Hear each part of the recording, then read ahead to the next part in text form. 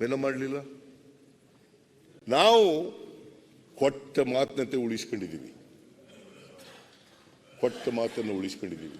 ಮೊನ್ನೆ ಅಧ್ಯಕ್ಷರೇ, ಇವರು ಮಿಸ್ಟರ್ ಅಶೋಕ್ ಅವರು ಪಾಪ ಮಾತಾಡ್ತಾ ಒಂದು ಮಾತನ್ನೇ ಹೇಳಿದ್ದಾರೆ.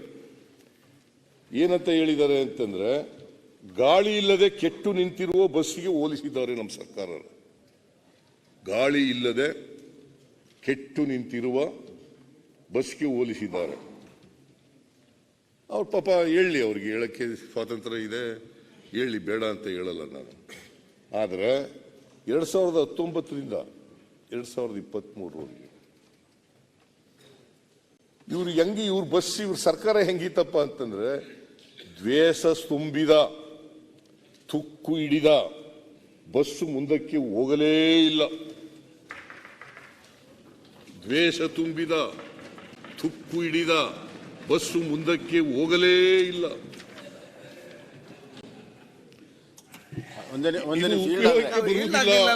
ಬಸ್ಸು ಮುಂದಕ್ಕೆ ಹೋದರೆ ಕೇವಲ ವಿಷದ ಹೊಗೆ ಉಗುಳುತ್ತದೆ, ಉಸಿದ ಹೊಗೆ ಬಿಡುತ್ತದೆ ಎಂದು ಜನ ತಳ್ಳಿದರು. ಅಲ್ಲ ಈಲ್ಡ್ ಆದ್ರೆ ತಳ್ಳಿದರು. ಅಲ್ಲ ಈಲ್ಡ್ ಆಗಲ್ವಾ ಸರ್? ಏನ್ ಚೀಫ್ ಮಿನಿಸ್ಟರ್ ನೀವು ಕೂತ್ಕೊಳ್ಳಿ ಬಸ್. ಅಲ್ಲ ಮಧ್ಯ ಎದ್ದಿತ್ಗಳು. ಅಲ್ಲ ಮಧ್ಯಾಹ್ನ ಎದ್ದಿಲ್ಲ ಈಗ.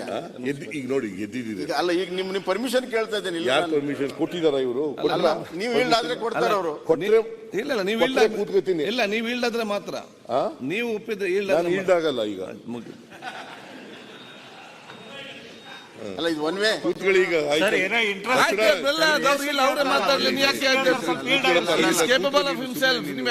ಅಲ್ಲಲ್ಲ ಒಂದ್ ನಿಮಿಷ, ಇದು ಪಾರ್ಲಿಮೆಂಟರಿ ಒಳಗೆ ಈ ಕಡೆ ಆ ಕಡೆ ಇದ್ರೆ ಇದಿರ್ತದೆ. ಒನ್ ವೇ ಟ್ರಾಫಿಕ್ ಮಾಡಕ್ ಹೊರಟಿದ್ರಿ ನೀವು. ತುಂಬಾ ಸಲ ಆಯ್ತಲ್ಲ ಆ ಕಡೆ ಕಡೆ ಕೊಟ್ಟಿದ್ರಿ. ಇದೆ ಆಡಳಿತನೂ ಒನ್ ವೇ ಟ್ರಾಫಿಕ್ ಇದೆ, ಇಲ್ಲಿನೂ ಡಿಬೇಟ್ ಒನ್ ವೇ. ಅವ್ರು ಹೇಳ್ತಾರ್ರಿ, ಅವರು ಬಸ್ಸು ಗಾಳಿ ಇಲ್ಲದೆ ಕೆಟ್ಟು ನಿಂತಿರೋ ಬಸ್ನ ತರ ಇದೆ ಸರ್ಕಾರ ಅಂತಂದು. ನಾನೇನು ಹೇಳಿದೆ, ನಿಮ್ಮ ಬಸ್ ಇತ್ತಲ್ಲ ಸರ್ಕಾರ, ನಿಮ್ಮ ಬಸ್ಸು ಅದು ವಿಷನೇ ತುಂಬ್ಕೊಂಡು ತುಕ್ಕು ಹಿಡಿದ್ಬಿಟ್ಟು ನಿಂತೋಗ್ಬಿಟ್ಟಿತ್ತು. ಯಾಕಂತಂದ್ರೆ ಓಡಿದ್ರೆ ವಿಷದ ಗಾಳಿ ಬೀಸ್ಬಿಡ್ತದೆ ಅಂತೇಳಿ ಅದು ಹೋಗ್ಲಿಲ್ಲ. ಜನ ನಿಮ್ಮನ್ನ ಪಕ್ಕಕ್ಕೆ ತಳ್ಳಿಬಿಟ್ರು. ನೀವು ರೈತರ ಸಂಕಷ್ಟಕ್ಕೆ ಸ್ಪಂದನೆ ಮಾಡಿಲ್ಲ ಅಂದ್ರೆ ನಿಮ್ ಸರ್ಕಾರ ನಿಂತೋಗಿದೆ ಅಂತಾನೆ ಆಯ್ತು. ಅಶೋಕ, ಬರ ಪರಿಹಾರ ಆಮೇಲೆ ಮಾತಾಡಿ. 9 ವರ್ಷದಲ್ಲಿ ಒಂದೇ ಒಂದು ಅಭಿವೃದ್ಧಿ ಕಾರ್ಯ ಆಗಿಲ್ಲ ಅಂತ ನಿಮ್ಮ ಆಮೇಲೆ ಮಾನ್ಯ ಅಧ್ಯಕ್ಷರೇ, ನಿಮ್ಮ MLA ಅಲ್ಲ, ಗುಲ್ಬರ್ಗ MLA ಅವರೇ ಹೇಳಿದ್ದಾರೆ. ಪ್ರತಿಪಕ್ಷ ನಾಯಕರ ಉತ್ತರ ಆಗಲಿ. 40% ದುಡ್ಡು ಅಂತೀರಾ ಅಂತ ಹೇಳಿದ್ದಾರೆ. ಅದಕ್ಕೆ ಸರ್ಕಾರಕ್ಕೆ ಮುಖ್ಯಮಂತ್ರಿಗಳು ಹೇಳಿದ್ರು 153 ನಮ್ಮ ಮ್ಯಾನಿಫೆಸ್ಟೋದ ಈಡೇರಿಸಿದ್ವಿ ಅಂತ.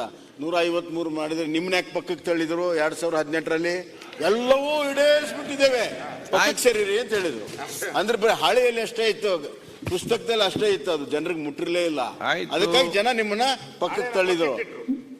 153 ಈಡೇರಿಕೆ, ಪಕ್ಕಕ್ಕೆ ಹೋಗಿ ಸ್ವಾಮಿ ಅಂದ್ರು. ಆಯ್ತು, ಮಾತಾಡ್ಲಿ.